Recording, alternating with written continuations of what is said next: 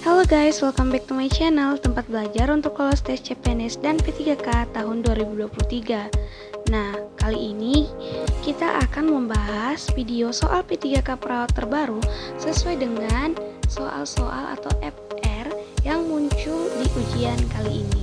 Jadi jangan lupa teman-teman untuk membahas videonya dari awal sampai akhir ya.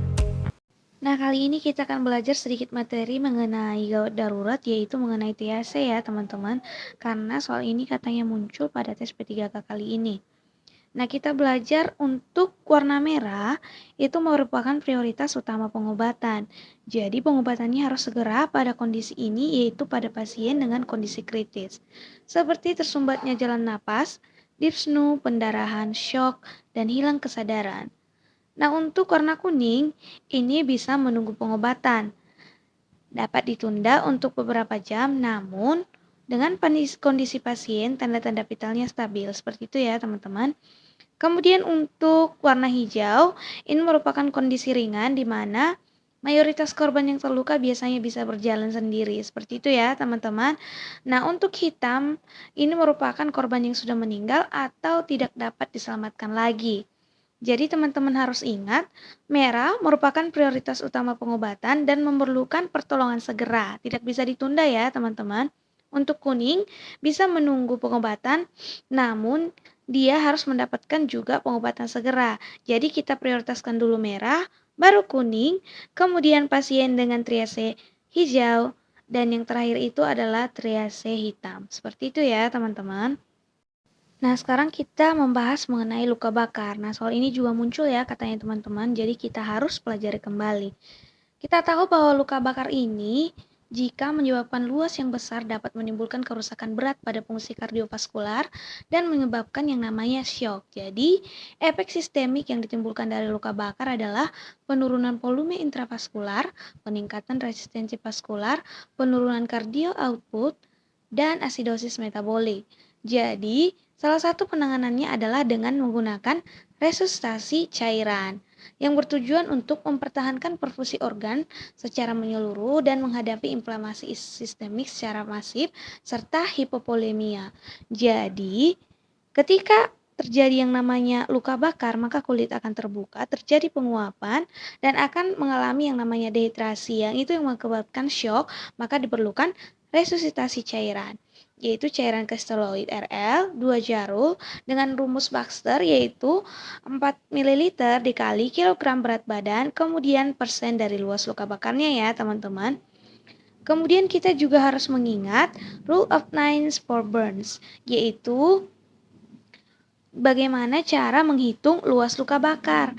Biasanya pada soal nanti diketahui pasien terkena luka bakar di kepala, kemudian lengan, dan paha seperti itu biasanya. Jadi kita harus menghafal ya teman-teman bagaimana proses perhitungannya. Seperti untuk orang dewasa kepala itu totalnya 9%, kemudian tangan kanan dan tangan kiri itu 9%, jika setengah jadi 4,5 ya teman-teman, misalnya hanya lengan.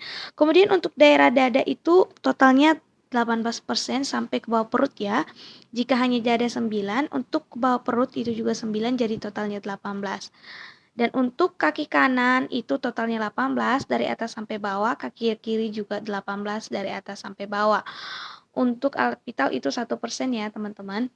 Kemudian untuk anak-anak pembedanya itu yaitu pada daerah kepala, di mana kalau pada orang dewasa dia itu adalah di depan itu 9. Kalau anak-anak di belakang dan di depan itu 18%. Kemudian untuk tangan sama, dada sama. Nah, pembedanya lagi itu adalah di kaki, di mana kaki kiri 13,5 dan kaki kanan juga 13,5. Seperti itu ya, teman-teman. Teman-teman harus hafalkan bagaimana perhitungannya secara cepat, karena nanti kita menjawab soalnya hanya mempunyai waktu 1 menit. Seperti itu ya. Sekarang kita masuk ke soal. Laki-laki 67 tahun datang ke UGD rumah sakit dengan keluhan nyeri akibat tidak dapat berkemih selama 1 hari terakhir. Hasil pengkajian, tingkat nyeri pasien didapatkan skala 4, wajah terlihat meringis dan tampak kesakitan. Jika dilakukan triase, masuk dalam kategori apakah pasien tersebut? A. Merah gawat darurat, B. Kuning gawat tidak darurat, C. Kuning darurat tidak gawat, D. Hijau tidak gawat tidak darurat, dan E. Hitam atau meninggal. Opsi yang paling tepat untuk jawaban soal ini adalah opsi C. Kuning darurat tidak gawat. Kita lihat ke soal bahwa pasien mengeluh nyeri tidak dapat berkemih dalam 1 hari terakhir ya teman-teman. Dan skala nyerinya kita perhatikan lagi, skala nyeri 4 berarti skala nyeri sedang. Wajah terlihat meringis tampak kesakitan. Nah, di sini dia termasuk pasien yang tidak gawat namun darurat. Karena apa? Jika kita tidak melakukan pertolongan, jika BAK-nya tidak diatasi, maka akan mengalami dampak yang lebih buruk lagi. Jadi, perlu diatasi. Dia masuk triase kuning yang dapat ditunda pertolongannya, namun dalam batas tanda-tanda vitalnya masih stabil dan diberikan pertolongan. Seperti itu ya, teman-teman. Jadi dia tidak masuk kategori merah karena ini bukan pasien-pasien kritis. Dan juga tidak masuk kategori yang namanya hijau. Karena kalau hijau itu, dia itu tidak gawat maupun tidak darurat. Seperti itu ya teman-teman. Jadi jawaban yang paling tepat tadi C, kuning darurat tidak gawat. Ditandai dengan data wajahnya meringis, skala nyeri 4, belum BAK sejak 1 hari yang lalu. Dan jika tidak diatasi maka akan mengalami dampak yang lebih buruk. Sekarang kita masuk ke soal yang kedua. Seorang pasien laki-laki 50 tahun korban kecelakaan lalu lintas diantar ke unit emergensi. Dari pemeriksaan fisik diperoleh data, terdapat luka terbuka di dahi dan wajah, disertai keluarnya darah dari hidung dan telinga. Tampak memar pada bagian abdomen dan terdapat distensi abdomen, fraktur terbuka setengah crus dextra, serta akral dingin. Kemudian, tanda-tanda vitalnya tekanan darah 90/50 mm hidrogirum, pernapasan 25 kali per menit, serta nadi 120 kali per menit. Termasuk triase apakah pasien ini? A. Ungu, B. Merah, C. Hijau, D. Kuning, dan opsi E. Hitam. Teman-teman pasti sudah jawab jawabannya. Yap, jawaban yang paling tepat adalah B. Triase merah. Kenapa seperti itu teman-teman? Kita lihat pada soal bahwa dia datang dengan KLL ya. Kemudian terdapat luka terbuah di dahi, wajah, dan disertai keluarnya darah dari hidung dan telinga. Berarti terdapat suatu pendarahan di dalam otak. Seperti itu ya teman-teman. Kemudian dilihat juga ada jejas di daerah abdomen. Dan terdapat juga fraktur terbuka setengah kloris dextra. Kemudian tanda-tanda pasien sudah menunjukkan yang namanya penurunan. Jadi 90/50 mm hidrogirum karena apa? Sudah terjadi shock karena terjadi tadi pendarahan ya teman-teman. Pernapasannya masih dalam batas normal, kemudian nadinya 120 kali per menit. Jadi label yang diberikan adalah merah. Karena apa? Ini merupakan pasien kritis yang memerlukan pertolongan segera dan tidak dapat ditunda. Jika ditunda akan terjadi yang namanya shock, kemudian menyebabkan kehilangan kesadaran dan pasien bisa meninggal. Seperti itu ya teman-teman. Jadi pasien ini mendapat kategori merah karena terdapat yaitu tersumbatnya jalan napas, keluar darah dari hidung, kemudian telinga, kemudian terjadi pendarahan, dan bisa terjadi kehilangan kesadaran. Seperti itu ya teman-teman. Jadi teman-teman ingat kembali, merah memerlukan pengobatan dengan kondisi segera dalam kondisi yang sangat kritis dan merupakan prioritas utama dalam pengobatan. Nah sekarang kita masuk ke soal yang ketiga, di mana ini juga merupakan FR ya teman-teman.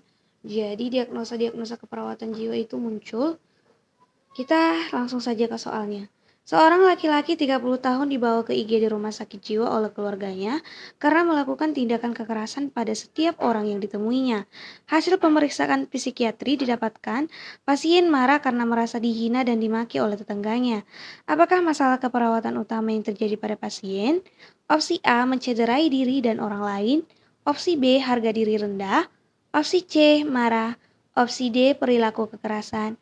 Dan opsi E, harga diri rendah. Jawaban yang paling tepat untuk soal ini adalah yap, tepat sekali opsi D, perilaku kekerasan. Kita lihat di soal bahwa pasien dikatakan melakukan tindak kekerasan pada setiap orang yang ditemuinya. Jadi pasien ini bukan lagi melakukan yang namanya risiko perilaku kekerasan, tapi dia sudah melakukan jadi perilaku kekerasan yang dapat mengancam orang lain, seperti itu ya teman-teman.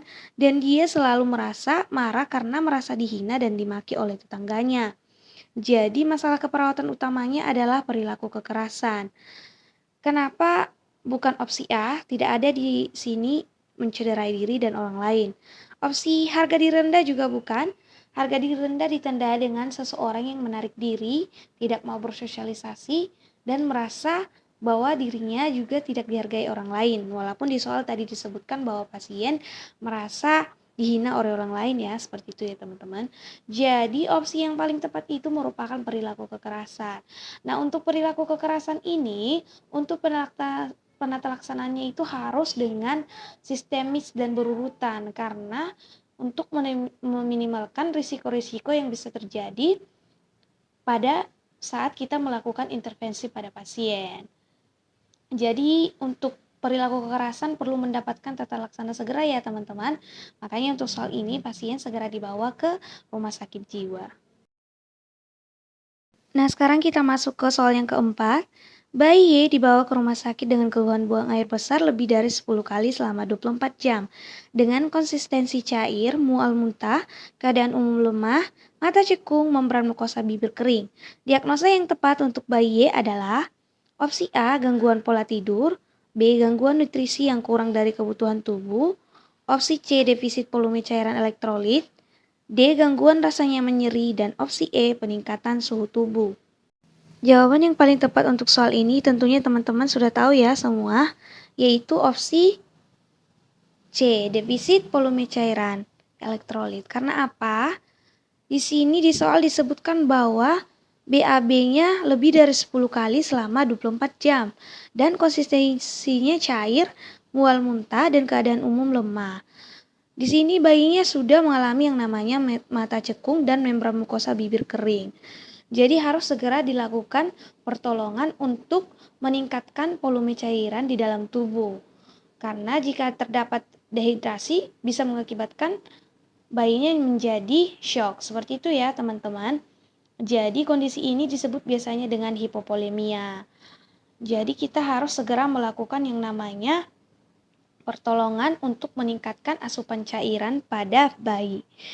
Jadi jika muncul soal-soal seperti ini penentuan diagnosa, teman-teman lihat saja di soal mana tanda-tanda dan gejala yang lebih mendominasi. Seperti itu ya teman-teman. Gangguan nutrisi yang kurang dari kebutuhan tubuh biasanya itu di soal disebutkan dengan perubahan berat badan yang drastis. Untuk gangguan rasanya nyeri, kita lihat bagaimanakah di soal itu. Apakah pasien mengalami nyeri dan nyerinya sudah berkepanjangan? Untuk gangguan pola tidur kita lihat juga di soal apakah pasien mengalami namanya gangguan pola tidur. Kita lihat juga penyebab-penyebabnya dan faktor-faktor pencetusnya. Seperti itu ya teman-teman. Kita masuk ke soal yang kelima. Seorang keluarga klien mendatangi nurse station sambil marah-marah dan mengancam dengan suara keras kepada Anda. Bagaimanakah nada bicara Anda sebaiknya dalam menanggapi klien di atas? A. Nada suara rendah volume rendah. B. Nada suara rendah dan volume tinggi. C. Volume suara keras dan nada rendah. D. Volume tinggi dengan nada tinggi. Dan opsi E. Nada dan volume tinggi. Opsi yang paling tepat untuk soal ini tentunya adalah opsi B. Nada suara rendah dan volume tinggi. Teman-teman jangan bingung karena ini merupakan soal di mana ini hal-hal yang kita hadapi sehari-hari di dalam proses yang namanya pemberian asuhan keperawatan. Jadi seperti yang kita pelajari bahwa kita harus menanggapi seseorang dengan nada suara rendah dan volume tinggi ketika seseorang atau klien maupun keluarga pasien marah-marah ya teman-teman. Kita tidak boleh menanggapi secara negatif. Karena apa? Jika kita menanggapi seperti pada opsi D dan C, volume suara keras dengan nada rendah maupun volume tinggi, itu akan mengakibatkan kesalahpahaman dan mengakibatkan bisa jadi pertengkaran antara petugas kesehatan atau perawat terhadap pasien. Jadi opsi yang paling tepat itu adalah opsi B. Ingat dengan nada suara rendah dan volumenya tinggi ya. Jadi bukan kebalikannya. Kita jangan salah paham, bukan ingat volume tinggi dengan keras berbeda ya teman-teman. Jadi seperti itu untuk soal nomor 5. Teman-teman ingat kembali bahwa dengan berbicara menggunakan nada suara rendah dengan menggunakan volume suara yang tinggi sehingga klien dapat memahami tentang apa yang perawat sampaikan.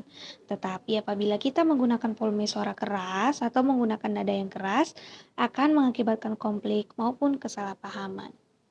Ini untuk soal-soal komunikasi terapeutik ya teman-teman. Sekarang kita masuk ke soal mengenai luka bakar. Seorang pasien dilarikan ke IGD setelah mengalami luka bakar derajat 3 akibat ledakan di pabrik tempat dia bekerja. Pasien mengalami luka bakar sebanyak 40%, diketahui berat badannya 75. Berapakah kebutuhan cairan pasien untuk 24 jam pertama? A. 4 liter, B. 8 liter, C. 9 liter, D. 10 liter, dan opsi E. 12 liter. Kita hitung secara bersama-sama ya teman-teman.